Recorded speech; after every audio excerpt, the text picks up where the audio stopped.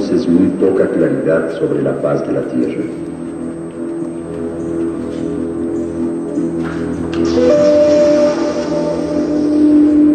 Aún no había sol.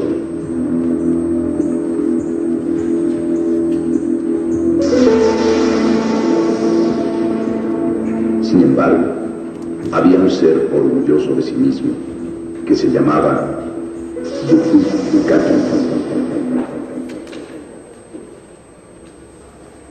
Sus almas son radicalmente y en todo semejantes a las de los otros hijos de Adán, y dotados de las mismas facultades. Y nunca los europeos emplearon más acertadamente su razón que cuando dudaron de la racionalidad de los americanos. El Estado excede, en gran manera, al de los mismos españoles cuando fueron conocidos por los griegos, los romanos.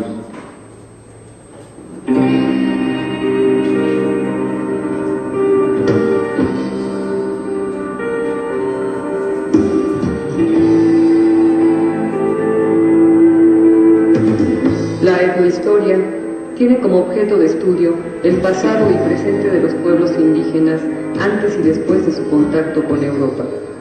Intenta ver este pasado no desde la óptica del colonizador occidental, sino desde el punto de vista y con la utilización de los conceptos indígenas.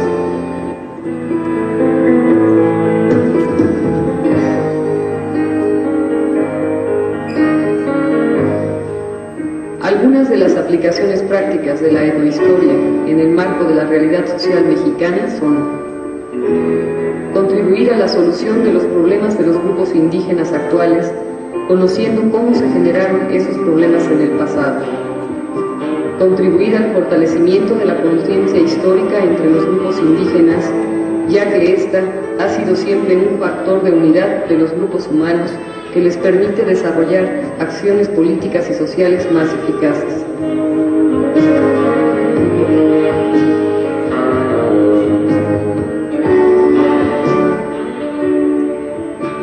Una tarea fundamental del etnohistoriador consiste en rescatar y preservar del olvido saberes tradicionales, como lo es el conocimiento que sobre el aprovechamiento y conservación del medio ambiente tenían y tienen los grupos indígenas.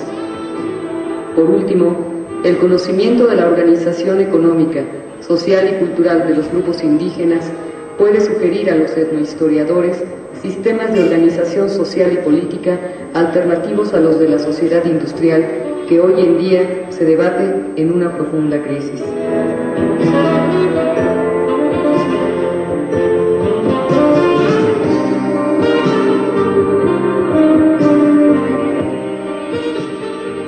La etnohistoria es todavía una disciplina joven en México y su campo de acción potencial no ha sido cubierto totalmente. La formación interdisciplinaria del etnohistoriador lo capacita para desempeñar trabajos de lo más diverso. Sus conocimientos técnicos, como la utilización de algunas lenguas indígenas y de la paleografía, que es el arte de leer la escritura y signos de libros y documentos antiguos, hacen del etnohistoriador un profesional altamente capacitado y, por ende, muy solicitado por múltiples instituciones del país, como el Instituto Nacional de Antropología e Historia, los centros regionales de provincia, el Instituto de Investigaciones Históricas y Antropológicas de la Universidad Nacional Autónoma de México, así como en diversos archivos.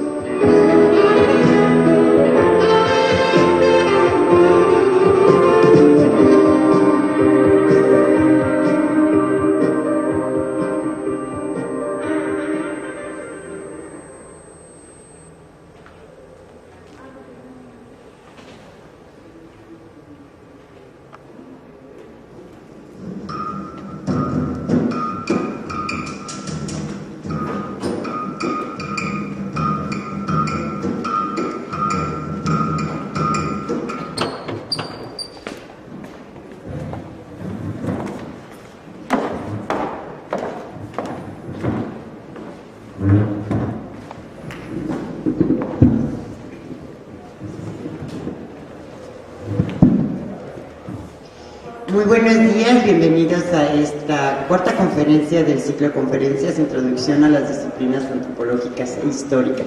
En esta ocasión nos toca escuchar sobre etnohistoria. Y tenemos para ello a un profesor muy querido, coautor de la guía de estudios. Ya lo presentará la licenciada en Etnología, Cecilia Granados Salgado. Pues no más me resta darles bienvenida a ustedes. Gracias por estar aquí. Recuerden que esta conferencia se está transmitiendo en vivo y la pueden volver a ver hasta el 27 de junio, durante todo el proceso de admisión. Nosotros tenemos detrás de cámaras a muchos aspirantes que nos están viendo, a los cuales también pues les doy la bienvenida a esta conferencia. Sin más, me van a disculpar, me tengo que retirar, pero queda con la palabra Cecilia Granados. Bueno, pues le damos la bienvenida al doctor Mario Arturo Galván Yáñez. Él es licenciado en Etnohistoria por la Escuela Nacional de Antropología e Historia, maestro y doctor en Ciencias del Lenguaje por la misma institución. Ha sido docente de la ENA a lo largo de los últimos 10 años. También ha impartido cursos y conferencias en otras escuelas e instituciones de investigación y educación media y superior, así como profesor del curso propedéutico presencial, del que se ha destacado por el nivel de su participación. Ha participado como sinodal en diversos exámenes de licenciatura, así como ha sido director de tesis de licenciaturas como Arqueología y Etnología.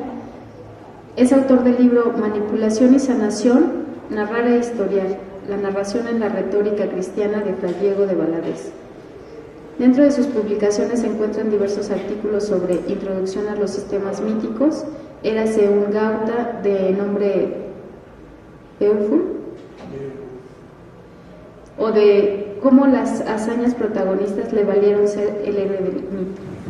Balance y perspectivas por una historia de las religiones desde la etnohistoria, la muerte en Escandinavia, el viaje a los palacios de Valhalla, el reino de las hadas, mitología de las bellas damas verdes. Es autor del módulo de etnohistoria de la guía de estudio 2013 y 2012 a las licenciaturas de la ENA.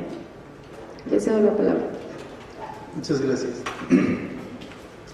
Bien, primero y antes que nada, muchísimas gracias por la invitación. De verdad me siento muy honrado y sobre todo muchas gracias a ustedes que, bueno, se tomaron la molestia de venir y seguramente estarán intrigados acerca de qué es esto de la etnohistoria, con qué se come y de qué podemos trabajar y más o menos cuál es la lógica que articula esta interdisciplina.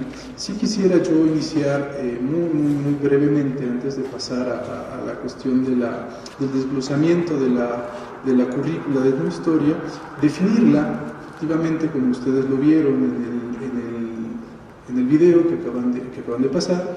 La etnohistoria es una interdisciplina. De hecho, si ustedes ojean su módulo, nos esforzamos mucho por mostrar esa peculiaridad de nuestra ciencia.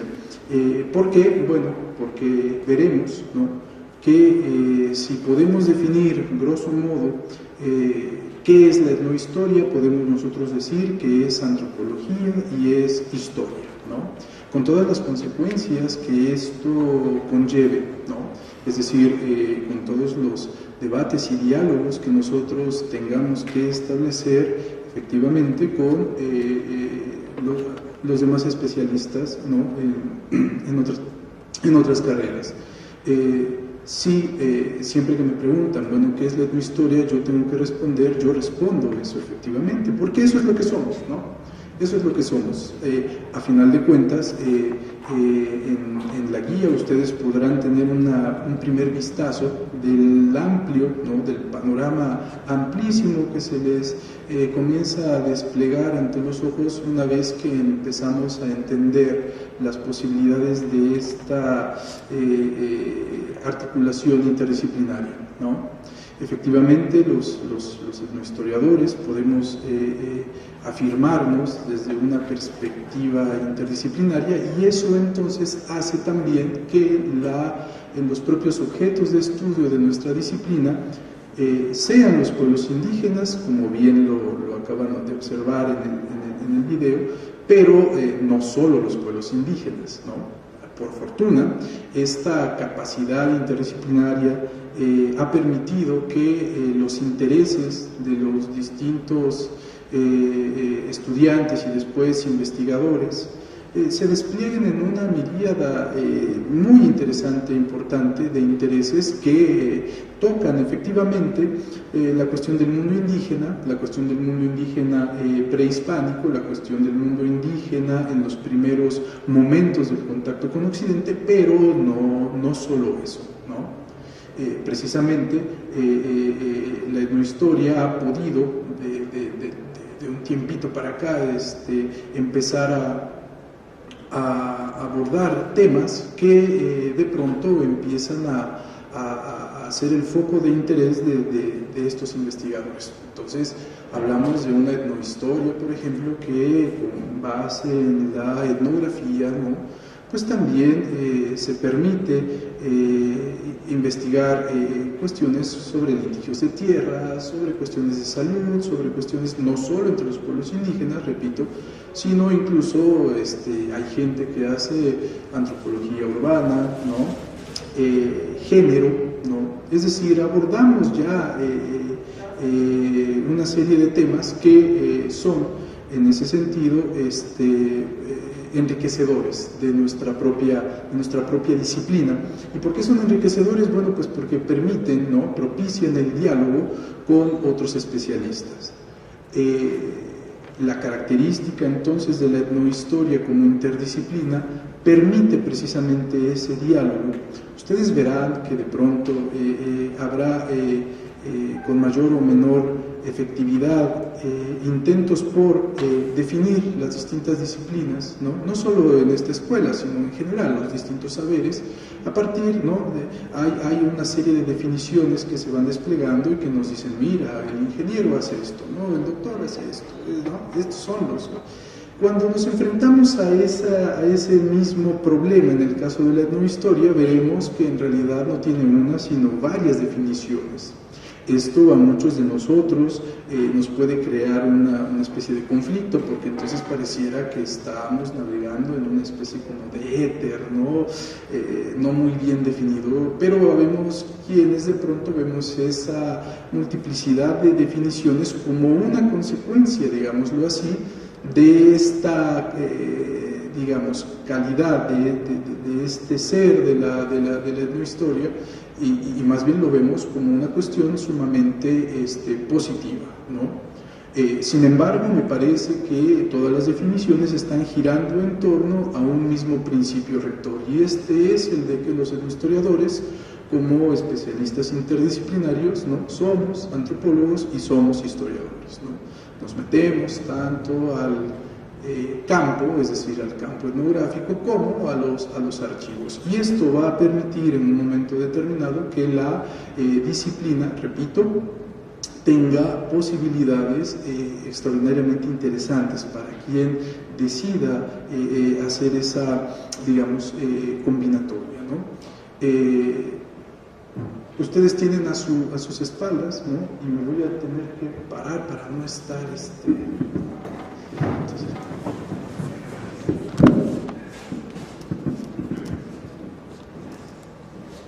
miren ustedes, lo que acabo de decirles se puede constatar más o menos en cómo está organizada la estructura de la carrera, ¿no? Podemos nosotros decir que hay en una primera instancia tres grandes troncos, tres grandes líneas, ¿no? La primera, ustedes la pueden ver en la primera columna, ¿sí? Que sería algo así como la línea de etnohistoria, ¿sí? Son todas las materias que atañen, que tienen que ver con propiamente la producción etnohistórica en México. Aparte, ustedes verán que esta columna se ve reforzada por tres materias, ¿no? Historia de América, teoría del parentesco y rebeliones indígenas. Aparte, historia universal e introducción a la etnohistoria.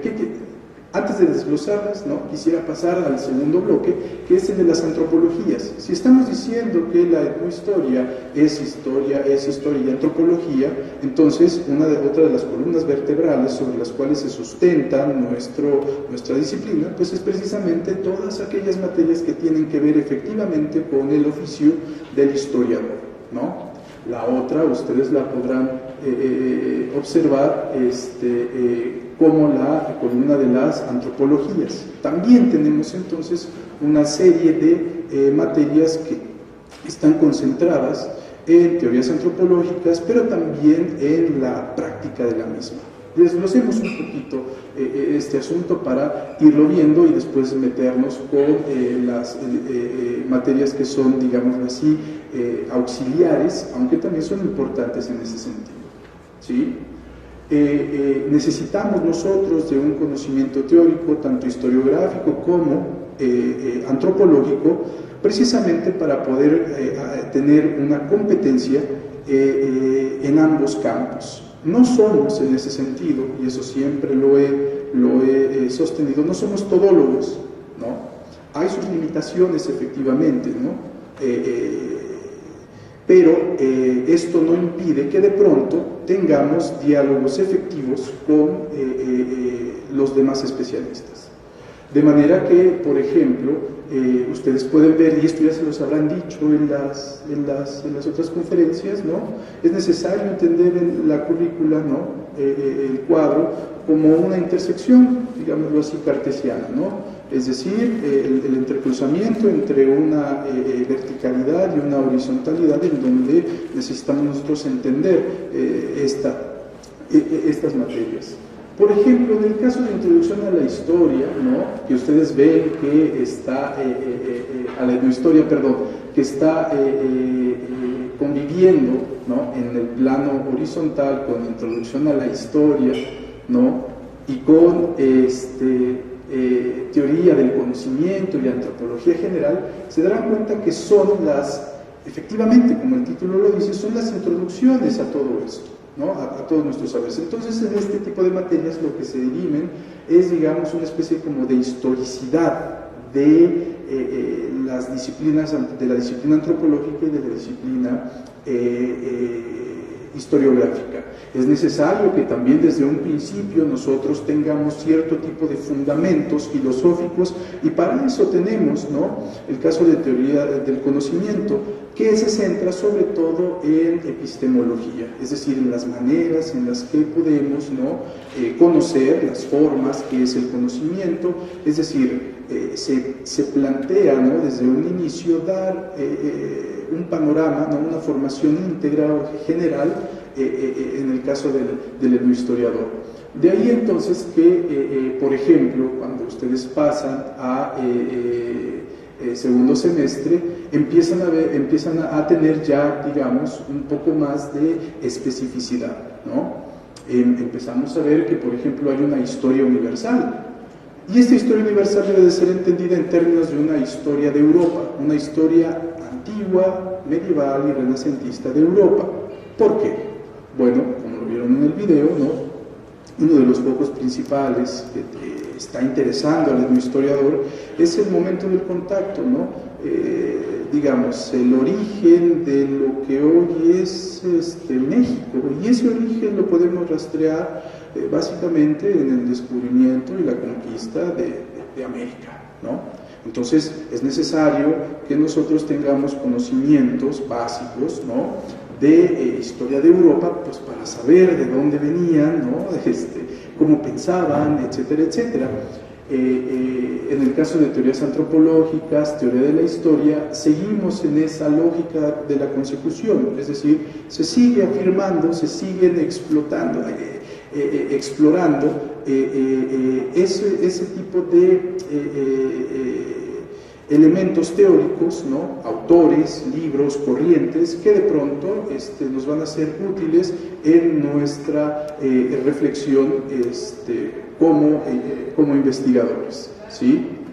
También verán ustedes que tenemos metidas ahí materias de arqueología. Esto no quiere decir que el etnohistoriador haga arqueología, ¿no?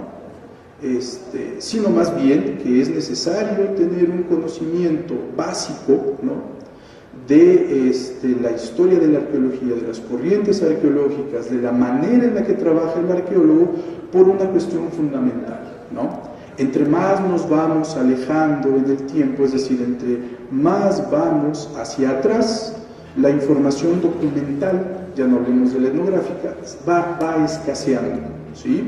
Se va haciendo más complicado. Encontrar fuentes escritas, ¿no?, se va complicando. Entonces tenemos que recurrir a la interdisciplinaridad, es decir, al diálogo con los arqueólogos. Y entonces ahí empezamos a encontrar, repito, estos diálogos de los que tanto he insistido, ¿no? Ya no solo con la filosofía en alguno de sus aspectos, sino ahora ya también con la arqueología, presuponiendo, ¿no?, que ya tenemos claro que el diálogo se mantiene constante entre la antropología y la historia, ¿sí? En el caso, por ejemplo, seguimos etnohistoria de México, teoría antropológica, ya en el tercer semestre, historia de España, por ejemplo, ¿no?, será importante en el sentido de que estará articulada con historia universal. Resulta que quienes llegaron no fueron todos los europeos, llegó, digámoslo así, un tipo de europeo, y ese tipo de europeo era el que podemos nosotros denominar como el español del siglo XVI. ¿Qué tipo de mentalidad, qué tipo de pensamientos, cuáles eran las estructuras políticas, económicas, de dónde venían estos individuos? Bueno, de ahí la lógica y de ahí el interés de por qué necesitamos también una historia de España. Por cierto, hago un comercial, es la que yo doy en etnohistoria, ¿no? Es necesario también entender esta materia dentro de esta lógica. En el caso de etnohistoria del área maya, pues tenemos que esa zona ha sido tradicionalmente, digamos, rica en historia, porque es rica en conflictos, ¿no? Toda la zona maya, Chiapas, ¿no?, todo eso, después lo veremos con rebeliones indígenas, pero es, digamos, es enriquecedor. Además, tenemos casos de compañeros que vienen de provincia que de pronto estas materias les vienen como anillo al dedo, precisamente porque son el catalizador que les permite de pronto definir sus objetos de estudio, ¿no? Es gente que de pronto viene de Chiapas, vienen de Yucatán, de Quintana Roo, vienen de Veracruz, y de pronto las arqueologías, las etnohistorias del área maya, ¿no? O sea, no solo es el altiplano central. Y entonces ese tipo de materias, ¿no?, impartidas por gente que ha trabajado mucho tiempo estas zonas, ¿no?, les encantan y empiezan a ver ahí la vía de cómo hacer, digamos, etnohistoria, pues, de sus pueblos, de sus regiones, de su estado, ¿no?, etcétera, etcétera.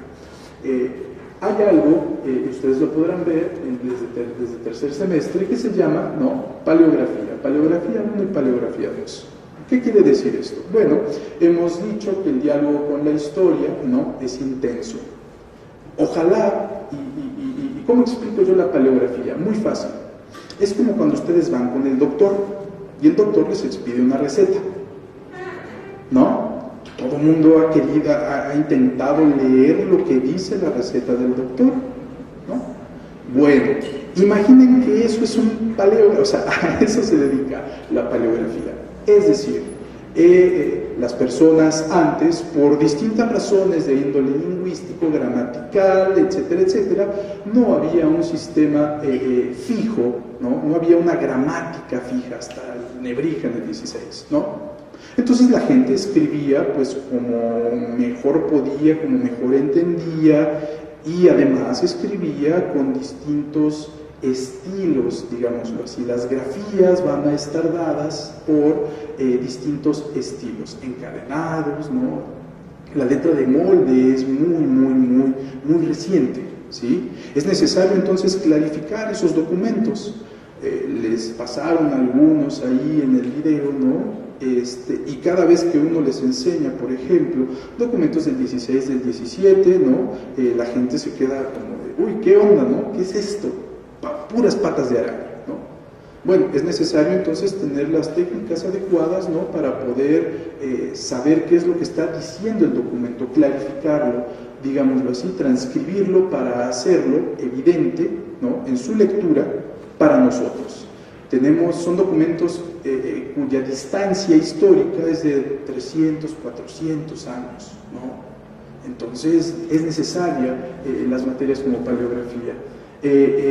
Ya para el cuarto semestre ustedes pueden ver, ¿no?, tenemos una etnohistoria de México 2, antropología mexicana. Esta materia a mí me gusta mucho porque es una materia que nos muestra, ¿no?, que no solamente las teorías, ¿no?, o las corrientes nos vienen de otros países, generalmente de Europa o de Estados Unidos, sino que también hay una práctica, digámoslo así, nacional en el caso de la antropología, y entonces los elementos se centran en autores propiamente mexicanos. No es un intento, digámoslo así, nacionalista. Se trata más bien de mostrar que existe una antropología mexicana interesada en temas muy particulares, con metodologías, ¿no?, con teorías también igual de particulares. Hay una materia que ustedes pueden ver ahí que se llama Fuentes 2. ¿A qué se está refiriendo la cuestión de las fuentes? Bueno, tiene que ver con esa riqueza, ¿no?, en términos de si estamos sosteniendo que la etnohistoria es antropología e historia, el etnohistoriador no está sujeto solo al documento escrito, ¿no? Tenemos, ustedes vieron ahí códices, por ejemplo, ¿no? Pero también tenemos textos del siglo XIX, tenemos fotografías, tenemos daguerrotipos, tenemos periódicos. Es decir, las materias de fuentes están pensadas precisamente para, de pronto, empezar a abordar ese abanico, ¿no?, en términos de riqueza más allá del documento. Es decir, es documental, pero va más allá del documento. Entonces, estas materias también son importantes porque forman parte de la especificidad de la formación del etnohistoriador, ¿sí? Están impartidas por profesores, digamos, especialistas que han trabajado con cierto tipo de documentos y que de pronto crean un determinado perfil, ¿no? Ese perfil tiene que ver precisamente con los criterios de selección. ¿Cómo vamos a seleccionar? ¿Cómo vamos a crear nuestro objeto de estudio? Es la manera, ¿no?, la respuesta es la manera en la que lo caracterizamos, ¿no? Y entonces no es lo mismo abordar un texto del 16 que una fotografía de la Revolución Mexicana o que un periódico de 1945, ¿sí? Y sin embargo todas esas son fuentes, ¿sí? En el caso de, ya para quinto semestre, me estoy saltando, digámoslo así, las materias que son seriadas porque las he incluido, ya he dicho que de pronto tienen que ver con una cuestión propiamente muy específica, ¿no? En el caso de las etnohistorias, ¿no?, en el caso de las teorías antropológicas. O sea, lo que vamos a ver es teoría, digámoslo así, autores etnohistoriadores que han trabajado temas clásicos, ¿no?, o que ahora se consideran clásicos, desde un punto de vista histórico, desde un punto de vista antropológico, interdisciplinario, y que de pronto forman ese conjunto, ¿no?, ese núcleo, digámoslo así, que nosotros llamaremos etnohistoria. Pero también todas las teorías antropológicas, ¿no?, vamos a estar viendo, pues, desde los clásicos del 19, ¿no?, en el caso de antropología, ¿no?, pues desde Morgan, Taylor, ¿no?, Spencer, hasta distintos tipos de corrientes, ¿no?, posmodernas, sobremodernas, etcétera, etcétera, y que de pronto nos van a dar ese abanico, ¿no?, de conocimiento necesario para el perfil del etnohistoriador. Y lo mismo va a pasar con todas las teorías historiográficas, ¿no?, desde el positivismo de Leopold von Ranke, ¿no?, pasando por la escuela de los anales, ¿no?, y pasando por la historia narrativa, la historia cultural, ¿no?, digamos, todo ese tipo de autores, corrientes, son los que se dirimen, los que se van desglosando a lo largo de los cursos de teorías historiográficas y de teorías antropológicas, ¿sí? Es necesario, por ejemplo, así como vimos que hay una etnohistoria del área maya, en el quinto semestre ustedes ven una materia que se llama etnohisto. etnohistoria del área andina. Pues resulta que en México no solamente hay pueblos indígenas, en toda América había indígenas, ¿sí? Y uno de los núcleos con los cuales se puede establecer un diálogo extraordinariamente interesante, ¿no? Pues es el área andina, la antigua zona del Tahuantinsuyo, en Perú, Bolivia, ¿no? Norte de Argentina, Chile y todo esto, ¿sí?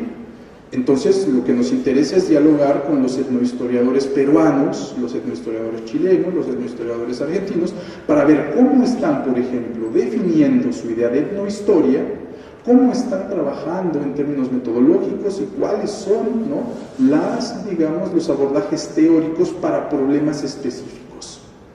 El mundo indígena no es homogéneo, nunca lo fue, ¿no? Pese a que, desde el punto de vista occidental, todos eran indios.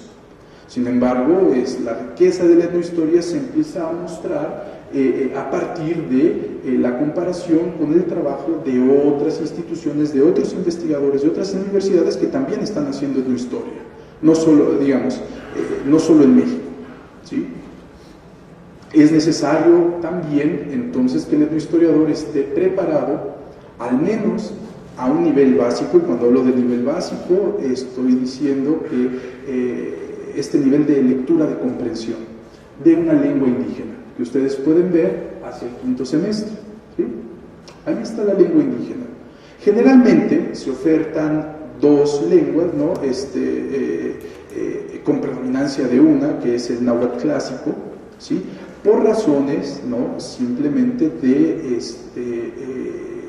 de intereses de los propios alumnos. Pero lo que muchos hacen es que se van al departamento de lenguas, por ejemplo, y entonces, como son equivalentes, muchas de las materias, de las lenguas que se imparten ahí, se meten como lengua indígena, y entonces tenemos otomí, tenemos maya, tenemos, ¿no?, chichimeca, tenemos un montón de lenguas, incluso hasta lenguas africanas que se han dado, ¿no? Se da latín, etcétera, etcétera. Entonces, digamos, tiene que ver con una cuestión fundamental que debería, creo yo, de ser recalcada, no solo para la etnohistoria, sino en general para las licenciaturas en esta escuela, ¿no? No puedes salir a campo, no puedes ejercer tu oficio si no dominas a un nivel siquiera básico la lengua de aquellos a quienes te interesa estudiar. Eso es fundamental. Yo me voy allá con los nahuas de Puebla, me voy con los otomís de Tlaxcala, y ¿sabes otomí? No. ¿Sabes náhuatl? No. Entonces, ¿sí? ¿Cómo pretendes llegar al núcleo del pensamiento indígena si ni siquiera te has tomado la molestia de entender la manera en la que la cultura, ¿no?, su historicidad se expresa en términos lingüísticos? Bueno, esa es la idea de materias como lengua indígena. Ya para quinto semestre, ustedes pueden ver en la última columna, ¿no?, seriada, una materia que no es materia en el sentido estricto de la palabra, es más bien un rótulo, un título a distintos proyectos. El proyecto de investigación formativa, a lo mejor ya también se los desglosaron en las otras disciplinas, excepto en arqueología, ellos no llegan, pero en el caso de la historia es básicamente lo mismo, ¿no? ¿Qué es lo que sucede? Se ofertan, digámoslo así, distintos proyectos de investigación a cargo de especialistas, ¿no? Y el alumno entonces, con base en sus expectativas, en sus filias, va eligiendo el proyecto que más va adecuándose a sus propios intereses. Esto no está sujeto solamente a etnohistoria. ¿Qué quiero decir con esto? Si de pronto yo veo que los proyectos de investigación no me satisfacen porque no responden a mis intereses, voy y veo los que hay en historia, veo los que hay en social, veo los que hay en etnología o veo los que hay en física, ¿no? Y si alguno me llena la pupila, pues entonces me meto a ese PIF. Entonces, digamos, ahí estamos respetando nuestro principio interdisciplinario en el sentido de que no hay exclusividad. Todo depende entonces de tanto de la variedad en términos de la oferta que hay de proyectos como de los intereses muy particulares de cada uno de ustedes, ¿no? Y entonces, bueno, ahí es donde tomamos la decisión.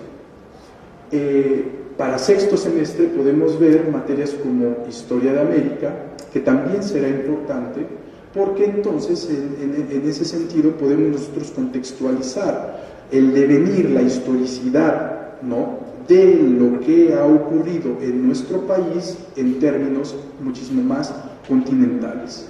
El hecho de poder comparar qué pasó en Colombia, ¿no?, qué pasó en la antigua Cartagena de Indias, ¿no?, qué pasó en lo que hoy es Venezuela, cuál ha sido su devenir histórico, ¿no?, nos permite entender, ¿no?, la historia de México en términos de una historia de América, una historia comparativa de América, ¿sí? Y entonces nos permite elevar nuestra visión, nos permite ampliar nuestro abanico, ¿no?, para tener muchísimo más elementos con los cuales podamos nosotros contrastar, dirimir, criticar, etcétera, etcétera, etcétera. La antropología económica y política es fundamental, ¿no? Generalmente todo el mundo, y les digo porque yo doy esta materia, todo el mundo se va a antropología de la religión, por ejemplo. Son materias muy taquilleras, siempre lo he dicho. ¿Por qué? Bueno, porque los temas, ¿no?, sobre la cosmovisión, la religiosidad, ¿no? La gente se va. Y de pronto, guaca, la antropología económica, teoría del parentesco, no se diga, ¿no? Uy, qué aburrido, ¿no? ¿Cómo crees? A ver, ¿qué es eso de la teoría de la unifiliación? ¿Qué es eso de los grupos segmentados? ¿Qué es la teoría de la alianza? No, guácala, además ¿a quién le interesa? Cuando de pronto vemos estas materias en su conjunto, nos vamos a dar cuenta que forman parte indisoluble de la vida cotidiana de las comunidades, de los individuos. No podemos entender, por ejemplo, antropología de la religión si no entendemos teoría del parentesco, por ejemplo, ¿no? Y sabemos que toda religiosidad, toda cuestión, esto se dirime, por ejemplo, cuando los manda uno a hacer ejercicios aquí en la ciudad, los manda uno a la iglesia, ¿no? Órale, váyanse a la iglesia y vean pues la cuestión religiosa. Y llegan los chicos bien contrariados porque se dan cuenta que la cuestión religiosa no solo es religiosa, es decir, no solo se está discutiendo o debatiendo asuntos de fe, se están debatiendo asuntos económicos y políticos. Es que el padrecito dijo que votáramos por tal partido. El padrecito dijo que, o sea, ¿sí me entienden? Y cuando pasan la limosna, entonces de pronto están compitiendo por ver quién da más y quién dio menos, lo vieron feo, porque resulta que cobran por los 15 años y te cobran la misa de no sé qué tanto, hay tarifas y si quieres bautizar a tu niño. Empezamos a ver con una mayor globalidad y a la vez con una mayor profundidad este tipo de problemas, ¿sí? Resulta entonces que estas materias están íntimamente relacionadas con las teorías. ¿Y por qué? Bueno, porque aquí, digamos, son más específicas, pero parten, ¿no?, de un principio relacional, ¿no?, y además de un principio solidario. No podemos dirimir teorías antropológicas económicas si antes no tenemos las bases, ¿no?, generales de las grandes teorías, el cimiento que nos está permitiendo a nosotros ya con mayor especificidad, ¿no?, discutir temas o aspectos particulares. Lo mismo va a pasar, ¿no? Ustedes van a ver en el caso de Historia Universal 3, ¿no?, Historia Universal 1, vamos en una seriación. ¿Qué quiere decir esto? Bueno, generalmente la Historia Universal 1 tiene que ver con la antigüedad, Edad Media, la Historia Universal 2 va por ahí del siglo XVI, ¿no?, XVII, y la Historia Universal 3 es siglo XVIII más o menos. 17, 18 depende de más o menos cómo se maneje el profesor, es decir, abarca toda la vida colonial de México, Más o menos los límites son hacia la independencia, y esto también dependerá del profesor, ¿no? Vean entonces que tenemos un panorama bastante, espero ser lo suficientemente claro como para mostrarles esta panorámica que permite ver las posibilidades y de dónde se está brevando y cuál es el perfil que se está buscando en el etnohistoriador, ¿sí? Quiero terminar entonces esta breve exposición sobre la currícula de etnohistoria ya en el octavo semestre, ¿no? Nosotros ya estamos en los PIBs, esto no lo he dicho, ahorita quiero puntualizarlo un poquito más, ¿no? Tenemos el caso de rebeliones indígenas, ¿no? ¿Ustedes pensaban que los pueblos indígenas han sido históricamente sumisos, receptivos, ay pobrecitos? No, no es cierto. Las rebeliones indígenas desde el siglo XVI hasta el siglo XX, ¿no?, incluyendo el movimiento zapatista, han sido una constante de la vida política, económica, intelectual del país, ¿no? Y se han dado en Veracruz, se han dado en Yucatán, ¿no?, se han dado en Chiapas, se han dado en muchas regiones de nuestro país en donde de pronto las condiciones políticas, económicas, ¿no?, son ya tan insostenibles que los mismos pueblos empiezan a tomar cartas en el asunto. Esta materia es sumamente interesante en ese sentido. Tenemos una materia que se llama Etnografía de México. Esta materia llamada Etnografía de México, ¿no?, tiene que ver con, precisamente, necesitamos ir a campo, ¿no? Necesitamos hacer antropología. Y para hacer antropología, pues es necesario hacer etnografía en términos tanto teóricos como prácticos, ¿no? Es diseñar un proyecto de investigación, ¿no? Es conocer una especie como de mapa etnográfico de México para saber en dónde están localizadas, ¿no?, qué lenguas se hablan, ¿no?, cuáles son las relaciones políticas, etcétera, etcétera. Es una materia que está pensada precisamente como la última de una serie que tienen como fundamento, ¿no?, el crear, en la medida de lo posible, íntegros, ¿no?, especialistas etnohistóricos en términos de una formación antropológica. Verán ustedes que también desde el séptimo y octavo semestre hay dos materias marcadas como optativas, optativa 1 y optativa 2. Sucede lo mismo que les mencionaba con los PIBs, ¿no? En etnohistoria, pero también en las demás licenciaturas, se ofertan materias optativas. Son materias muy específicas, ¿no? Son materias que se pueden dar de forma de seminario, ¿no?, materias que de pronto abordan temas que a lo mejor los chicos están muy interesados, ¿no?, y que de pronto tienen la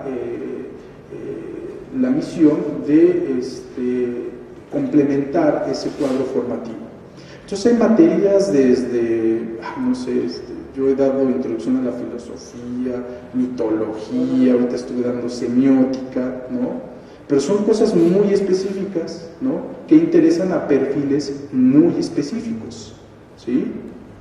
Y lo mismo, si de pronto alguna optativa no nos llena en etnohistoria, pues nos vamos a etnología o nos vamos a historia, ¿no? Y de pronto encontramos la que nos...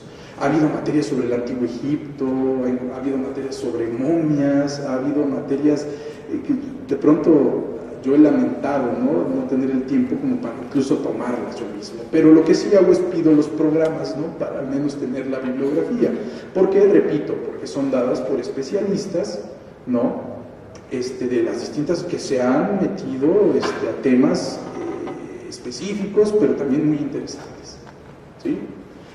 Quiero terminar entonces esta cuestión de los proyectos de investigación formativa simplemente diciendo que tienen, el hecho de que estén secuenciados desde el quinto hasta el octavo semestre, tienen la misión ideal, esto sí lo quiero recalcar, de que desde el quinto semestre, desde el quinto semestre, ustedes ya estén pensando en la elaboración de su proyecto de tesis.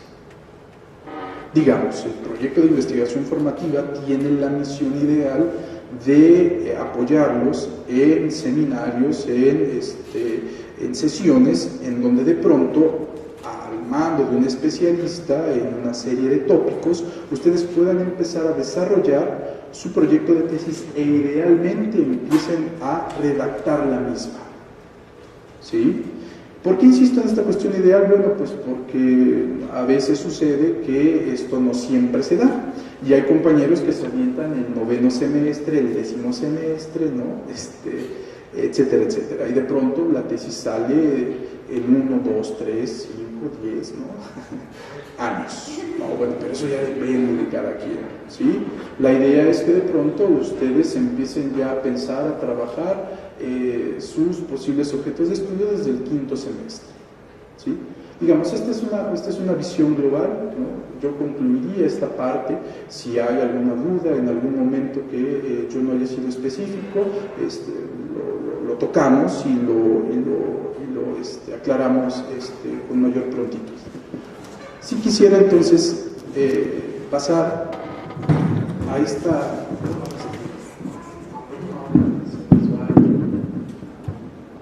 Perfecto.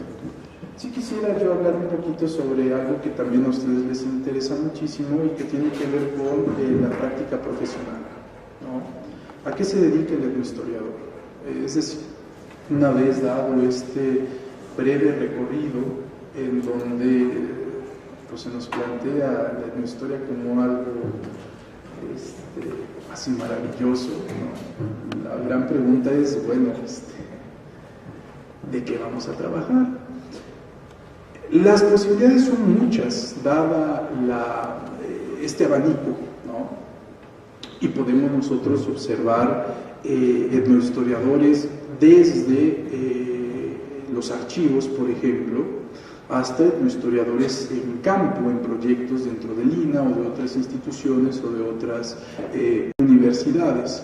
Les platico brevemente mi caso, ¿no? Yo estoy trabajando con arqueólogos, estoy ahí en la Cinemateca del INA. Y estoy trabajando de etnohistoriador porque el proyecto se llama Identidad Chichimeca. ¿Qué es esto? Les está interesando a los arqueólogos, compañeros míos, además del posgrado, ¿no? O sea, son mis colegas. Les está interesando mucho en términos arqueológicos empezar a debatir la cuestión de lo chichimeca. Y lo han planteado desde un punto de vista interdisciplinario. Y entonces tuve la fortuna de que me llamaran, ¿no? En un misterio, ¿no? Todavía no defino por qué, ¿no? El hecho es que me llamaron y entonces me dijeron: necesitamos que hagas un trabajo etnohistórico en términos de fuentes escritas sobre chichimecas. Debo decir que mi foco de estudio tradicionalmente ha sido Occidente, ¿no? Yo me titulé con un trabajo sobre un códice medieval español, sobre el Apocalipsis de San Juan, ¿no? Entonces se imaginarán que yo estuve en una angustia tremenda porque de pronto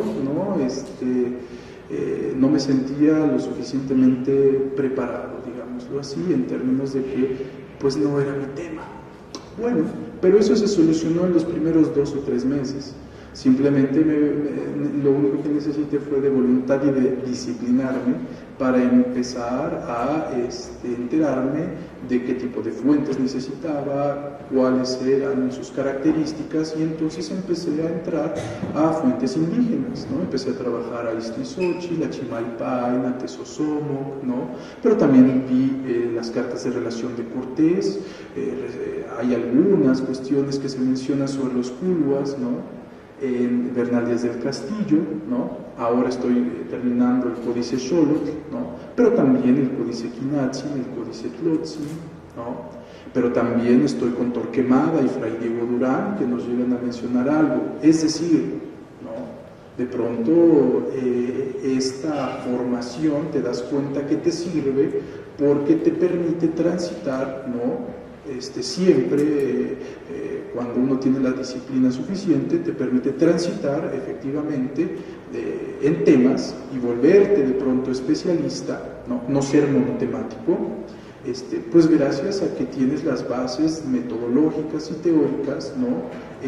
Pues para poder entrarle a Chimalpain sin tanto miedo, por ejemplo, ¿no? Sabes cómo trabajar una fuente escrita, sabes cómo más o menos, ¿no?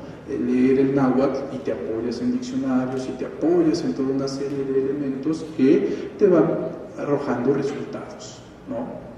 Y entonces estamos muy contentos en el proyecto, pues porque ya hemos visto la luz de muchos resultados, ¿no? Y entonces ahora estamos proponiendo una serie de cosas que yo espero sean publicadas muy pronto, en donde, modestia aparte, ¿no? Los resultados en una primera instancia sustanciales han salido de la investigación etnohistórica, ¿no? Ojo, digo etnohistórica y no de Galván, ¿no? Etnohistórica, porque eso es lo que a mí me está interesando.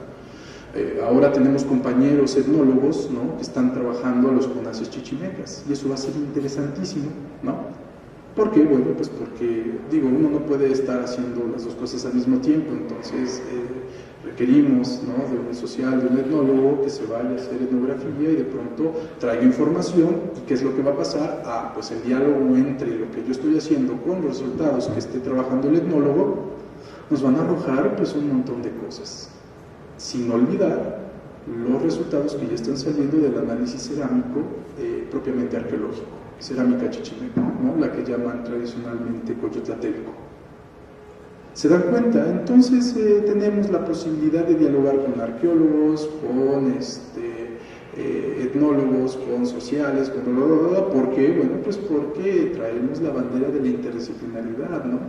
Y eso nos permite de pronto que el metalenguaje del arqueólogo no sea tan oscuro, ¿no? El del etnólogo no sea tan esotérico, ¿no? Y de pronto se crean cosas importantes, cosas muy interesantes, ¿no? Hemos trabajado en ese sentido, he trabajado antes de este proyecto con los otomíes de Tlaxcala, ¿no? En San Juan Ixtenco, por ejemplo, haciendo etnografía, ¿no? Resulta entonces que el campo, eso es lo que quiero yo decirles, generalmente nos preocupa, ¿no? Es que ya me dijeron que me voy a morir de hambre, porque miren, ese es un tópico ya de cada año, de verdad de cada año, ¿pero por qué? Bueno, pues porque es una preocupación legítima de todos, ¿no? O sea, lo que queremos es estudiar algo y vivir dignamente de eso que estudiamos, ¿no? Si no, pues no tiene sentido. Ahora, yo les diría que no estén demasiado angustiados. Yo creo que esa cuestión de ya me acostumbré a morirme de hambre es una especie como de tópico que forma parte de la bandera de esta escuela. No, en realidad la gente no se muere de hambre, ¿no? O sea, tampoco, bueno, salvo algunas excepciones, tampoco vives en la opulencia, pero creo que sí da, no solo la etnohistoria, sino las demás disciplinas dan para una vida, digamos, digna en ese sentido, ¿no? O sea, sí nos dan para vivir. Tan es así que vemos muchos que estamos trabajando de esto, ¿sí? Entonces yo les diría que no se preocupen de más por el panorama laboral, dado que en realidad ese panorama laboral está inserto en una política, en un contexto nacional, ¿no? He tenido oportunidad de dialogar con gente que estudió ingeniería, ¿no? Y de pronto también tienen el mismo problema. ¿Por qué? Porque en una fábrica una empresa pidieron un ingeniero mecánico y ellos son ingenieros mecánicos eléctricos o ingenieros mecatrónicos y no los aceptan. Y dicen, pero es que en el anuncio decía que era mecánico, y si en tu título no dice eso, entonces no te podemos aceptar. ¿Sí me entienden? Digamos, la problemática es distinta, pero sigue existiendo en ese sentido, ¿sí? Yo cuando elegí la etnohistoria, elegí no una cuestión monetaria, créanme, ¿no? Yo elegí qué era lo que más me llenaba, qué era lo que más me gustaría hacer en la vida, ¿no? Y entonces me dirimí entre lingüística y etnohistoria. Por eso es que la maestría y el doctorado me lo aventé en ciencias del lenguaje, ¿no? Que eso es también otro aspecto que vale la pena recalcar de muchos de los compañeros investigadores, ¿no? en donde de pronto no nos sujetamos porque sabemos y lo vemos por la experiencia que todas nuestras disciplinas irremediablemente tienen sus límites. No hay en ese sentido disciplina perfecta, ¿sí? Cuando entonces vemos esos límites, entonces empezamos a buscar, ¿no?, con base en nuestros intereses, esta manera de paliar, de llenar esos huecos que nos van quedando. ¿Y cómo lo hacemos? Pues accediendo a otros posgrados, ¿no?, posgrados distintos en esta escuela o en otras universidades, ¿no?, que busquen de pronto ampliar la mirada y paliar esas carencias, ¿sí? Entonces, en términos del campo profesional, yo les diría que no solamente está esa cuestión de los archivos o del campo, trabajar en el instituto o en otras universidades últimamente, y no sé si últimamente, yo tengo la impresión, pero es solo eso, una impresión, de que gran parte del campo laboral, no solo del etnohistoriador, conozco otros casos, también se da en términos de docencia, ¿no? Hay muchos de nosotros, yo trabajé prepa, yo he dado clases en secundaria, ¿no?, y además del gobierno, imagínense, ¿no?, en prepa, ¿no? La docencia en ese sentido, en su más amplio, ¿no?, sentido, también es un campo que nos debe de ocupar. Sobre todo cuando vemos que en instituciones como el Politécnico, en las preparatorias, las materias de antropología, historia son dadas, y perdone, pero es así, por administradores, ¿no?, por abogados. Y entonces yo digo, bueno, es que yo nunca he dado algo así como Constitución Mexicana, ¿no? O sea, ¿sí me entienden? Sí.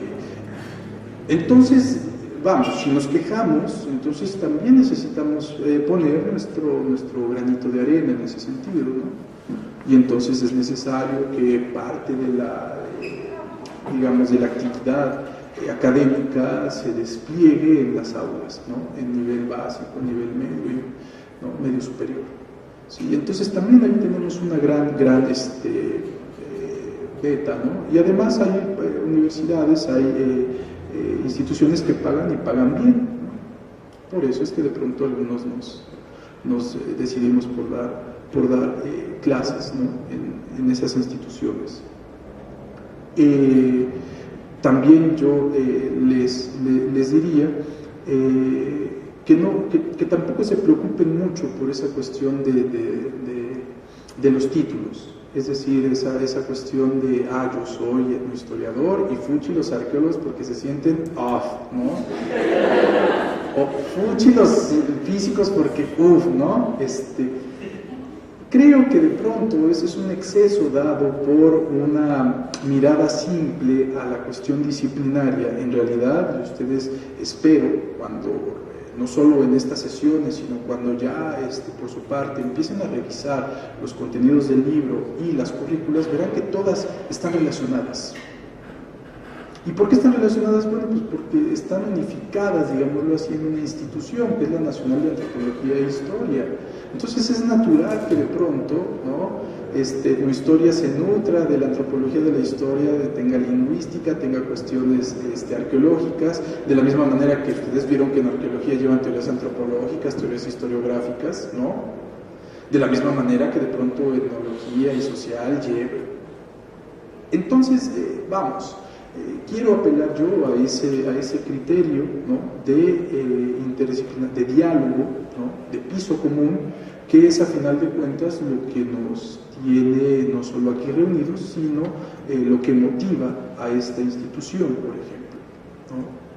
Vale la pena entonces, más allá de los títulos, entender que aquí todos estamos montados en el mismo barco y que entonces lo único que tenemos que hacer es ver qué función dentro del barco pues nos toca hacer, pero a final de cuentas es común el asunto, ¿sí?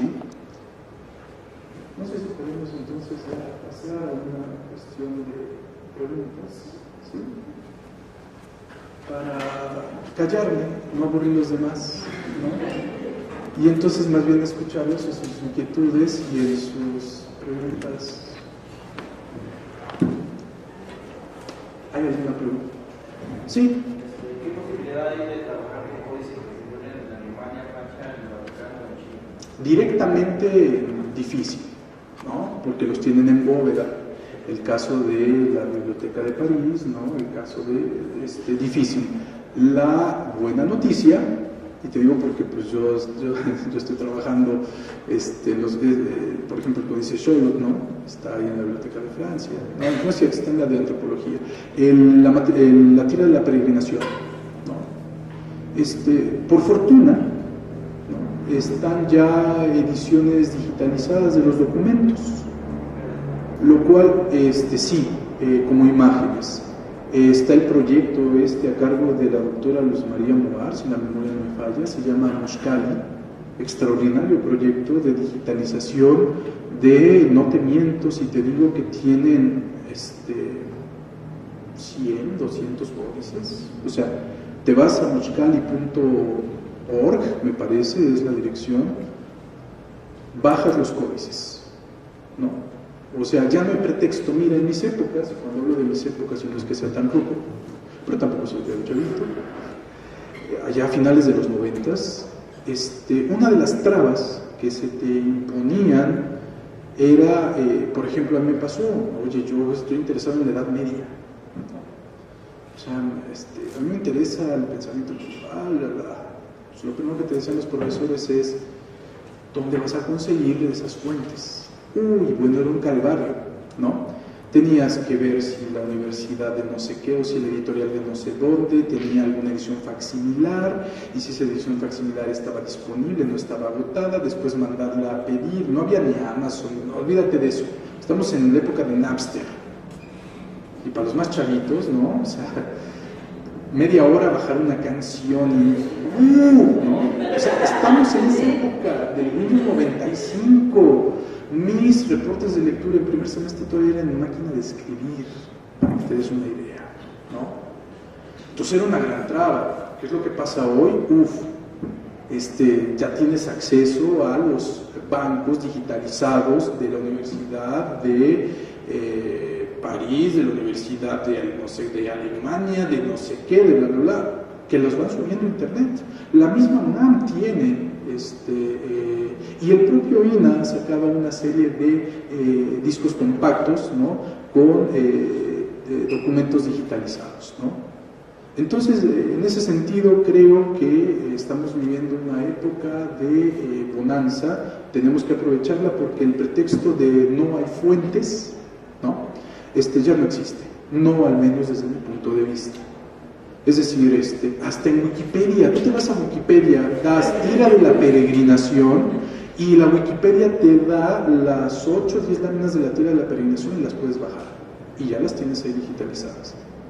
Ya dependerá de tus programas de edición y todo eso de pronto, ¿no? O si de pronto pues muy exquisito vas y pides una edición facsimilar. Pero de entrada yo creo que ya no. Y lo que pasa con códices en Francia, en Alemania, en Europa, ¿no? En los códices vaticanos, los códices, pasa con códices tanto en el acervo de la biblioteca del instituto, ¿no? Como con códices no indígenas, ¿no? Te pongo los casos de códices occidentales porque, bueno, esa es mi especialidad, estoy dirigiendo compañeros que... Tengo una compañera que se interesa por los celtas, ¿no? Entonces tú dirías, órale, qué loco. Bueno, pues sí, está trabajando el purgatorio de San Patricio, ¿no? Y para ello pues se fue a la Universidad de Dublín, pero no en vivo, o sea, fue virtualmente a bajar los documentos, ¿no? Y entonces su preocupación era aprender latín y aprender antiguo gaélico. Ya no la fuente, ¿sí me entiendes? O sea, ya solucionas un problema pero te vienen otros, ¿no? Entonces la preocupación de ella era estar en friega, ¿no? Aprendiendo latín, porque se dio cuenta que de pronto el náhuatl pues no le servía, repito, ¿no? Pero eso tiene que ver con las posibilidades, la amplitud de miradas que te ofrece la historia. Y ya nada más para terminar, Arqueología Mexicana ha sacado unas ediciones muy buenas, muy bonitas sobre códices mexicanos, ¿no? a mí me encanta, ¿no? Además escriben investigadores que yo respeto mucho y que de pronto, a mí si esto hubiera sido hace 15 años que estudié la licenciatura, bueno, otra cosa hubiera sido, ¿no? ¿Sí? ¿Alguna otra pregunta? Sí. Mencionabas que hasta el octavo semestre, bueno, hasta el último semestre, Sí. hay campos, salidas de campo. Durante toda la carrera también tenemos prácticas de campo Sí. incluidas en esa materia. De hecho, mira, eso depende del tipo de materia que estés cursando. Es decir, una materia como Historia de España difícilmente se presta a una práctica de campo, a menos que tengamos recursos, ¿no? Como para ir al viejo continente, ¿sí? Pero hay materias, por ejemplo, como antropologías, que sí son evidentemente materias que llevan una práctica de campo. No es que en octavo semestre salgamos, de hecho salimos desde primer semestre. En materias de etnohistoria de México se sale mucho, por ejemplo, porque se llegan a ver conventos franciscanos, dominicos, agustinos, ¿no? En Morelos, en Tlaxcala, bla, bla, bla, en Oaxaca. En materias como arqueología, ¿no? Pues la gente se va, ¿no? ¿Por qué? Pues porque están dadas por arqueólogos, por ejemplo. Y entonces hablar de Monte Albán, hablar de determinado sitio, te dan una visión y de pronto pues vas y constatas en campo pues, lo que estás viendo teóricamente en clase. No es solo en octavo, ¿no? Las prácticas se dan desde el primer semestre y a lo largo de la carrera.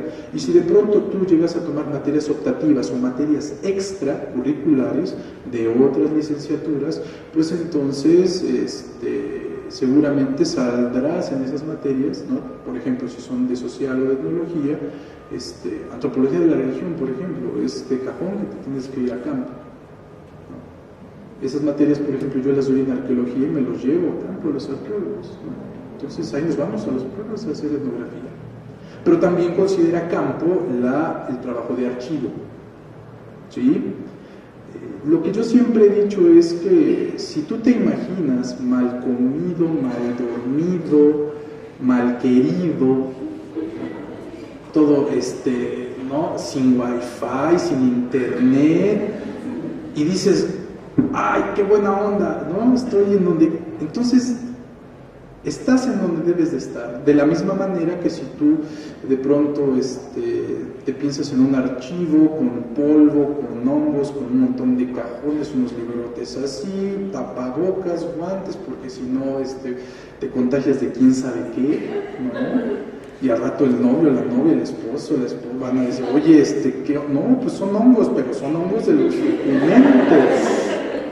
Si te imaginas haciendo eso y no otra cosa, entonces creo que la historia es para ti. No, creo.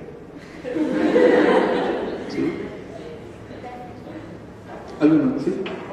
Campo laboral, ¿qué posibilidad hay como historiador de trabajar en algún museo o alguna zona como arqueológica? Qué bueno que lo mencionas. Sí, son altas. Sobre todo, digamos, en proyectos de museos comunitarios, ¿no? En proyectos en donde, mira, últimamente, por políticas nacionales, se ha dado una cuestión en donde el gobierno le ha dado el epíteto a cierto tipo de... tiene una especie como de recetario ahí, en donde le dan el estatuto de pueblo mágico, ¿no? Que es más bien una política que va a cuestiones turísticas, ¿no? Entonces, por ejemplo, el caso del etnohistoriador es importante porque, bueno, un museo, de verdad, los pueblos están muy interesados en su propia historia. Entonces, de pronto, el hecho de que un etnohistoriador vaya a un determinado pueblo, se meta a los archivos parroquiales, a los archivos municipales, y de pronto haga etnografía, coadyuva precisamente a la creación, a la definición de la identidad, del pasado, del orgullo de estos pueblos, que de por sí ya lo tienen, ¿no? Pero de pronto este tipo de dinámicas más, cuestiones ligadas a la migración, la pérdida del lenguaje, etcétera, etcétera, bueno, complican el asunto, y creo yo que los etnohistoriadores ahí tenemos una enorme capacidad. Y créeme, cuando uno va a campo y te haces querer por la gente, no te quieres ir de la comunidad, ¿no? O sea, te da lo que yo le he llamado el bajón o la resaca antropológica. Vas en el autobús de regreso y decís, otra vez al metro, los empujones, la contaminación, no me quiero regresar. Bueno, pero te tienes que regresar por lo que sea, ¿no? Porque igual el trabajo está acá, ¿sí? Pero me ha tocado, ¿no? La gente está muy interesada en proyectos museográficos, y entonces ahí la cuestión de la asesoría, no, obviamente no es propio, no es solo del etnohistoriador, es también la colaboración de muchísimos más especialistas, pero evidentemente sí entra, ¿no? Sí hay una pertinencia, digamos. Sí. Perdón, estoy. Más fuerte. La diferencia entre el historiador y el antropólogo ya en la práctica. A riesgo de sonar apologeta de mi disciplina, creo que tiene que ver con esto en lo que he insistido en términos de este cruzamiento entre el oficio del historiador y el oficio del antropólogo, ¿no? ¿Qué quiero decir con esto? No estoy diciendo que el antropólogo no se meta a los documentos, o no estoy diciendo que el historiador no haga etnografía. Estoy diciendo que ese rasgo que he marcado constantemente a lo largo de mi exposición debería de ser, ¿no? Una preocupación constante del etnohistoriador, ¿sí? De manera que yo te diría que la gran mayoría, si no es que todos los estudios etnohistóricos tienen ese cruzamiento, que no necesariamente ves en antropología, por ejemplo, ¿no? Que están en todo su derecho, por supuesto, ¿no? Pero el etnohistoriador sí ve como una preocupación, y lo digo en el sentido literal de la palabra, ¿no? De ir al archivo, de meterse a los documentos, y de pronto también de hacer etnografía. Y se crean cuadros, digamos, interesantes, ¿no? Que le dan una perspectiva, un foco distinto a los estudios etnohistóricos. No estoy diciendo que los demás no aporten, estoy diciendo que lo que estoy más bien defendiendo es esa especificidad del punto de vista propiamente etnohistórico, ¿sí? Que abona a la cuestión tanto antropológica como historiográfica, ¿sí? Esa sería más bien mi respuesta. ¿Alguien más? Sí. ¿Qué nos puede decir sobre el servicio social? Sobre el servicio social, que si no lo haces en la carrera te va a quitar mucho tiempo para la tesis y para esas cosas, ¿no? El servicio social, digamos, al tener ese carácter de obligatorio, yo te aconsejaría y le aconsejaría a todos que lo hicieran en el último año de carrera. O sea, ¿por qué? Porque son 4 horas diarias, ¿no? Durante 6 meses. Y eso muchas veces atora a la gente. Me han tocado casos en donde la gente ya tiene su tesis, pero no tiene servicio social, no se puede titular. Entonces tiene que esperar 6 meses a hacer el servicio social, ¿no? Y ya después se titula. Lo que yo te diría por ese estatuto de obligatoriedad, ¿no? Es un requisito junto con la lengua extranjera y las prácticas, bla, bla, bla, ¿no? Que lo tomaras, ¿no? Y hay un montón de lugares donde lo puedes hacer. Conozco mucha gente que lo hace en el Museo de Antropología, por ejemplo, ¿no? Porque además es un lugar muy bonito para trabajar, ¿no? Pero también lo puedes hacer aquí en la ENA. Yo lo hice aquí en la ENA, en el Departamento de Planeación Académica, por ejemplo, ¿no? Antes de que viniera Ceci, yo estuve ahí. Entonces a mí me acomodaba muchísimo, porque entonces yo acomodaba mis horarios en la mañana y en la tarde saliendo, yo me subía y hacía mi servicio social. Entonces yo no salía de la escuela en todo el día durante 6 meses, ¿no? Pero lo pude hacer antes de terminar la carrera, y entonces sales de la carrera y sales limpio, digamos. Tu única preocupación es negociar con tus papás que te sigan manteniendo el año que vas a trabajar la tesis, ¿no? Porque si no, imagínate, de pronto tus papás te preguntan, bueno, ¿ya saliste? No, papá, es que tengo que aventar el 9º semestre porque debo 3 materias, ¿no? Bueno, a ver, mijo, ¿no? Pero ¿qué crees, papá? También debo el servicio social y no he cursado. Bueno, ¿no? Sí, todo depende del interés, de la responsabilidad que cada uno de ustedes tenga respecto a y esto pasa en todas las carreras, no estoy hablando solo de una historia, ¿no? ¿Alguna otra pregunta? Sí.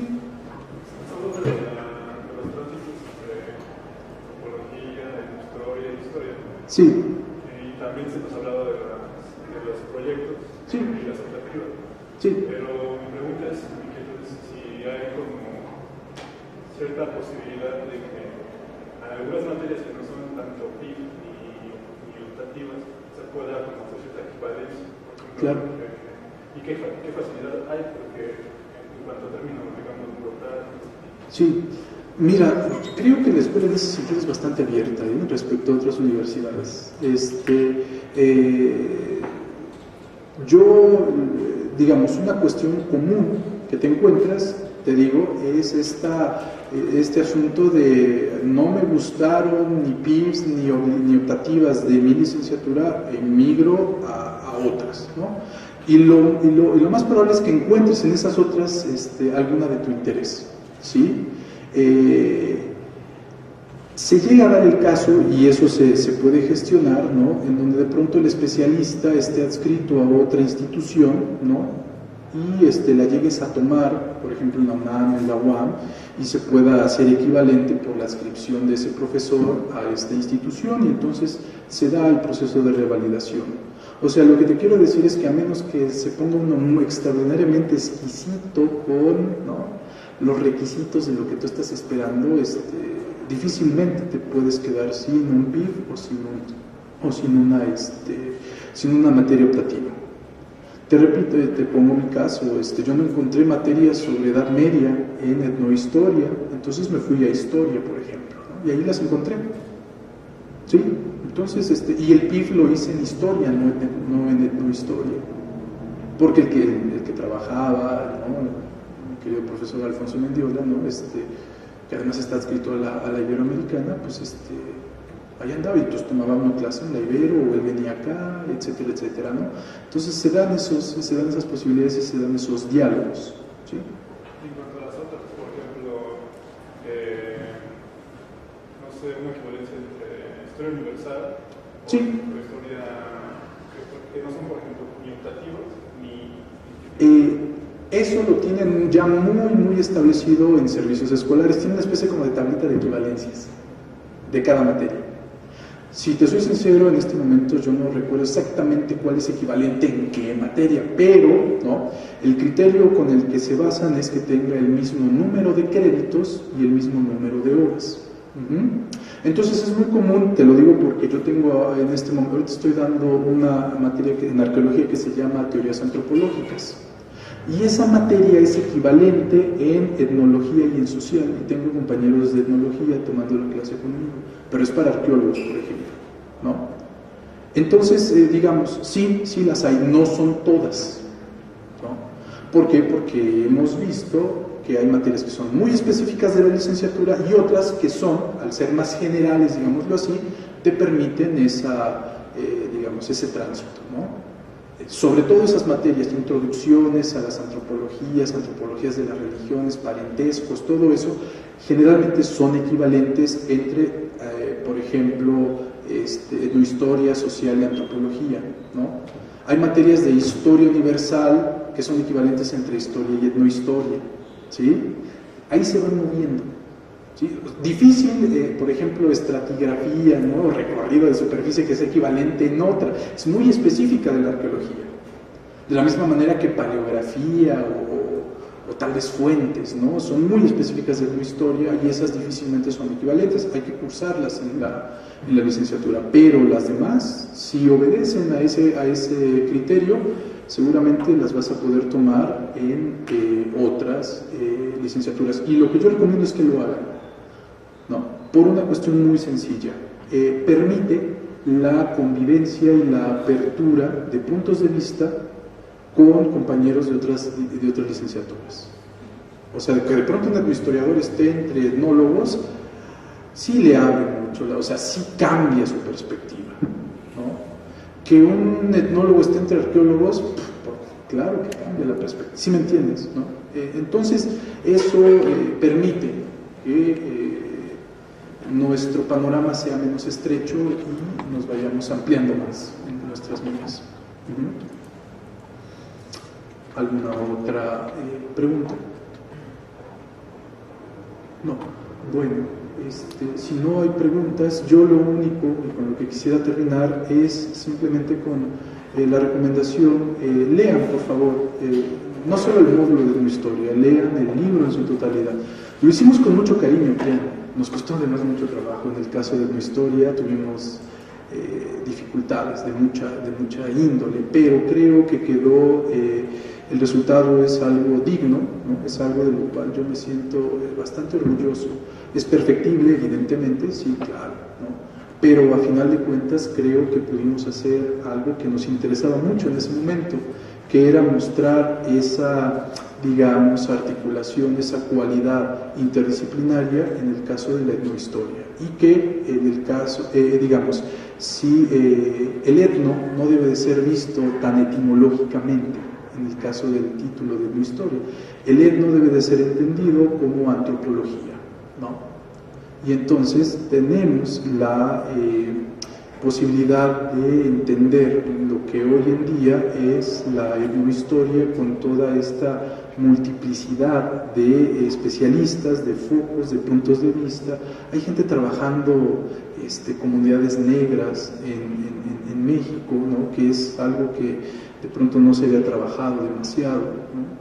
Hay gente trabajando, les repito, celtas, hay mucha gente interesada en la cuestión medieval en México, ¿no? Hay gente que trabaja cuestiones indígenas, ¿no? Pero también gente que trabaja cuestiones urbanas, grupos en la ciudad, ¿no? Las llamadas tribus urbanas, ¿no? Procesos de violencia, en fin, Inquisición, códices, ¿no? En mis épocas la Inquisición era un tópico que le competía mucho a los códices, ¿no? Entonces yo trabajé mucho en el Archivo General de la Nación, procesos inquisitoriales a mujeres en el siglo XVIII, ¿no? De pronto es un tema que también se llega a dar, ¿no? Entonces, en el caso de etnohistoria, tenemos espacios como las jornadas, ¿no? Que permiten que los alumnos, la gente a cargo de los proyectos, den una panorámica de lo que están haciendo. Se dieron coloquios sobre Inquisición en Nueva España, por ejemplo. Viene un coloquio sobre etnohistoria y Edad Media, ¿no? A finales de este año. En fin, la vida, digamos, académica es pujante, y hay una serie de conferencias impartidas por especialistas sobre místicos, sobre órdenes mendicantes, sobre procesos de tenencia de tierra en comunidades indígenas históricas y actuales, sobre procesos de identidad, adquisición de identidad entre la comunidad gay, la cuestión afroamericana, en fin. Los temas son múltiples y variados, ¿no? Lo cual creo permite entender la etnohistoria pese a esta llamada juventud. Yo creo que ya no es tan joven, ¿no? Ya no está tan chavita. Ya tiene que entrar en un periodo de madurez, porque si no va a padecer el complejo de Peter Pan, y no queremos que eso suceda con nuestra disciplina. Creo yo que hay muchos trabajos que están apuntando hacia esa madurez de nuestra disciplina, ¿no? Y entonces la propia guía, creo, se ofrece como una oportunidad de que ustedes tengan esa mirada respecto a lo que se está haciendo cuáles son los perfiles de egreso, ¿no? Es decir, qué tipo de especialista se está buscando formar, ¿no? Qué tipo de competencias se están buscando en un etnohistoriador, precisamente para que cubra determinadas inquietudes, determinadas exigencias de la vida social, cultural del país, ¿no? Entonces, de verdad, yo los invitaría, no sé cuándo les vayan a dar el texto, si ya lo tengan o no, pero inmediatamente que lo tengan en sus manos, de verdad, yo los invitaría a revisarlo, darle una primera ojeada y después empezar a trabajarlo con puntualidad. Y la última recomendación que también yo les haría, pese a que la tendencia nos dice que la gente prefiere más una cuestión virtual, yo insistiré siempre en que hay una particularidad en el hecho de asistir al propedéutico presencial, que es la posibilidad de poder interactuar, de la relación humana, ¿no?, con el profesor. Eso a mí me parece algo todavía insustituible al día de hoy, ¿sí? Entonces yo les invitaría a que asistieran al curso propedéutico presencial, ¿no? Para que pudiesen de pronto poder discutir con los profesores a cargo los temas que se están ahí mostrando, ¿no? Y en el caso específico de etnohistoria, para que puedan tener todavía con mayor minucia, con mayor exactitud, pudieran ustedes tener esta mirada que yo aquí muy brevemente, ¿no?, les he pretendido dar, ¿no? Entonces, pues sí, y además hagan los ejercicios, es decir, hagan todo lo que les dicen que hagan, porque de verdad, yo hice ese ejercicio. Cuando nos dieron a nosotros el ejemplario, nos dijeron, mira, aquí está. Yo dije, a ver, voy a leer la guía. Reprobé, no les voy a decir en qué módulos, pero reprobé, ¿no? ¿Por qué? Bueno, porque te das cuenta que sí es pesado, es algo que no es trivial, pues, ¿no? La serie de conocimientos tan diversos, tan específicos muchas veces, que se dan ahí, aunque sea a manera de embarrada, son enciclopédicos, ¿no? Y de verdad, yo lo admito, con toda la vergüenza, yo reprobé 2 módulos, ¿no? Entonces dije, ching, creo que si yo hubiera hecho el examen no hubiera pasado, o sea, yo no hubiera entrado a la EMA, ¿no? ¿Por qué? Bueno, pues porque, les repito, hay cosas, conceptos que se vierten, que sí merece que ustedes le dediquen tiempo. Cuando digo tiempo no es, están en Hidalgo a las 8 de la mañana y queriendo leer, ¿no? O están echando novio y de pronto, o con el sobrinito, con el hijo, o sea, no, es necesario dedicarle un tiempo, de verdad, y hacer las actividades del propedéutico virtual, evidentemente, ¿no? Les digo porque yo hice ese ejercicio y sí sirve bastante, ¿no? Sirve mucho. En el fondo, lo que estoy tratando de decirles es que necesitan ustedes apelar a un principio de disciplina, de autoaprendizaje, ¿no? No están acostumbrados muchos de ustedes, porque muchos de ustedes vienen de una dinámica en donde el profesor les dice lo que tienen que hacer, ¿no? Pero bueno, llega el momento en donde es necesario tomar las riendas de nuestra vida, y en ese sentido creo yo que ustedes van a tener que empezar a aplicarlo con la guía, ¿no? Entonces, sí es necesario una disciplina de autoestudio, sí es necesario que le dediquen tiempo, sí es necesario, independientemente de la licenciatura a la que ustedes vayan, elijan, ¿no? Esto se lo recalca uno mucho. O sea, a mí no me interesa etnohistoria, ay, qué aburrido, ¿no? Yo voy por arqueología o por física. Sí, pero si no pasas etnohistoria, no entras, ¿no? Ni a arqueología ni a física. En este momento, compañeros, ¿no?, todas son iguales de importantes. Ya la importancia estará en el momento en el que ustedes estén en el examen a punto de escribir a qué licenciatura van. En ese momento ahí viene la relevancia. Antes de eso, miren a todas, ¿no? Por igual, mídanlas con la misma regla. Porque si no, entonces no la van a hacer. ¿Sí? De nada sirve que saquen un 10 en arqueología si reprobaron etnohistoria, ¿no? De nada sirve. Entonces, sí es necesario pues que ustedes se disciplinen en ese sentido. Y parte de esa disciplina, y me alegro que ustedes estén aquí hoy con nosotros, compartiendo este espacio, tiene que ver con el compromiso que ustedes asumen respecto, por ejemplo, a venir a pláticas como esta que no son de carácter obligatorio.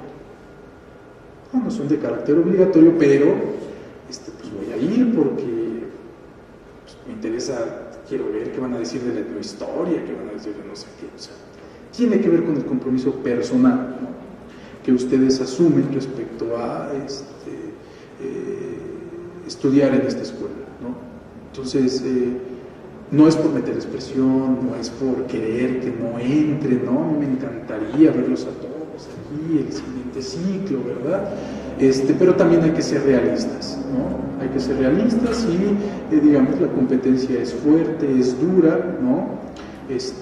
Aunque nos veamos pocos en este momento, detrás de la cámara, en internet, hay un montón de gente, ¿no? Con también las mismas aspiraciones que ustedes. Entonces es necesario que asumamos ese compromiso, ¿no? Si de verdad queremos y nos vemos, ¿no? Haciendo, ejerciendo alguna de las profesiones emanadas de esta escuela, ¿no? Repito, si ustedes se imaginan, porque esa es la manera en que yo tengo de convencerlos, más bien de explicárselos. Ustedes se imaginan con hongos, con tierra, sin comer, asoleados, cansados de los pies, durmiendo en tierra, en tiendas de campaña, comiendo con diarrea, 2 de los 3 meses, ¿no? Creo que están en el lugar correcto, ¿no? Si esas cosas no les llaman la atención, no son de su interés, valdría la pena de pronto explorar algunas otras opciones, ¿no? Pero si lo suyo es esto, entonces creo que pues empezamos bien. No es una manera muy, tal vez muy llamativa de iniciar, pero es la verdad, ¿no? Y a final de cuentas lo acabas disfrutando y lo extrañas y ya te quieres ir a campo, te quieres ir a archivo, regresas a ese gabinete, pero de pronto dices, ay, ya, y la propia gente de las comunidades te llama, te dice, oiga, tiene un año que no viene, yo, sí, está bien, ya voy para allá, ¿no? O sea, tiene que ver con eso, tiene que ver con el nivel de involucramiento del nivel de compromiso. Termino ya, ahora sí, ¿no? De nada sirve una antropología o una historia que no está comprometida con la realidad social, política, ¿no? De su país, ¿no? No hacemos etnografía solo para titularnos o para publicar, no. Hacemos etnografía, hacemos historiografía porque nos interesa coadyuvar, ¿no? En los procesos de identidad, en los procesos de conformación, en transformar la realidad, en ayudar a transformar la realidad de aquellos sujetos que nos están interesando, ¿no? Sabemos por experiencia propia que una de las realidades contundentes a la cual nos enfrentamos una vez que vamos a campo, y ni siquiera en campo, en la propia ciudad, son las profundas desigualdades sociales, económicas, ¿no? Lo primero que uno se enfrenta cuando va a campo es a la pobreza. Y hay que saber lidiar con eso.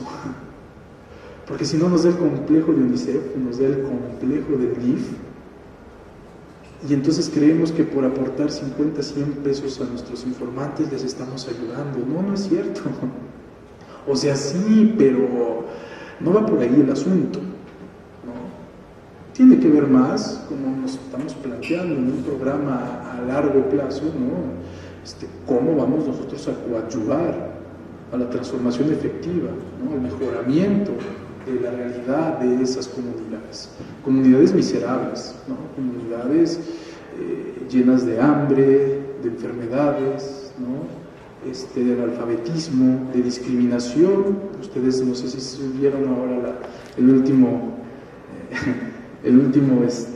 noticia de la titular de asuntos, ¿qué es? Indígenas, ¿no?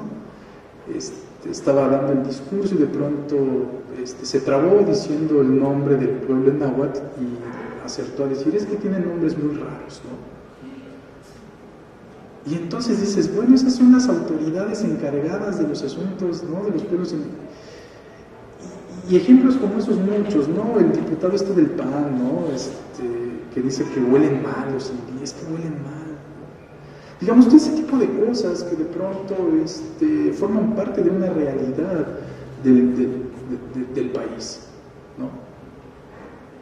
Y entonces creo que si ustedes están aquí es porque al menos intuitivamente son conscientes de esa realidad y al menos creo que piensan que esta escuela puede ofrecerles alternativas para repensar y para modificar, para incidir en cambios sobre esa realidad, ¿no? Que es cotidiana, ¿sí? La etnohistoria entonces entra en esa discusión, en esa polémica, y tenemos etnohistoriadores comprometidísimos con sus objetos de estudio, ¿no? Entonces no somos ajenos pues a ese tipo de problemáticas. No tengo más que darle las gracias por su paciencia, su atención. Espero porque ya no hubo preguntas, entonces yo supongo que sí se satisfice las dudas que tenían, ¿no? Seguramente les van a salir más en la medida en que ustedes vayan leyendo el libro del propedéutico, y bueno, ya allí a lo mejor pues nos encontramos, o con su profesor de propedéutico dirimirán esas dudas específicas, ¿no? Muchísimas gracias de verdad por su atención, les deseo muchísima suerte, ¿no? Espero verlos. Para quienes elijan etnohistoria, verlos en la carrera, aunque no doy clases de etnohistoria salvo historia de España, ¿no? Pero espero verlos por ahí, y me dará mucho gusto, ¿no? Porque a final de cuentas de eso se trata, ¿no? De que las generaciones vaya viendo sangre nueva, ¿no? Nuevas propuestas, porque uno se va haciendo viejo, ¿no? Y necesitamos de especialistas, necesitamos de gente con nuevas propuestas con las cuales dialogar, ¿no? Bienvenidos a esta escuela, bienvenidos a esta presentación de la etnohistoria, ¿no? Espero, ¿no? Que elijan la carrera que elijan, ¿no? Sea aquella que les llenó el corazón, el alma y el espíritu. Muchísimas gracias.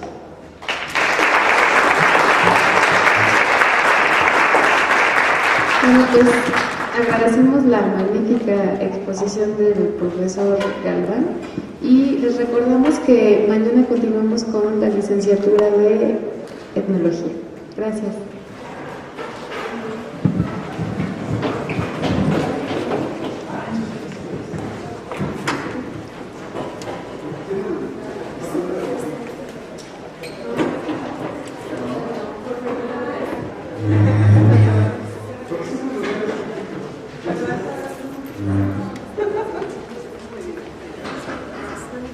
Gracias.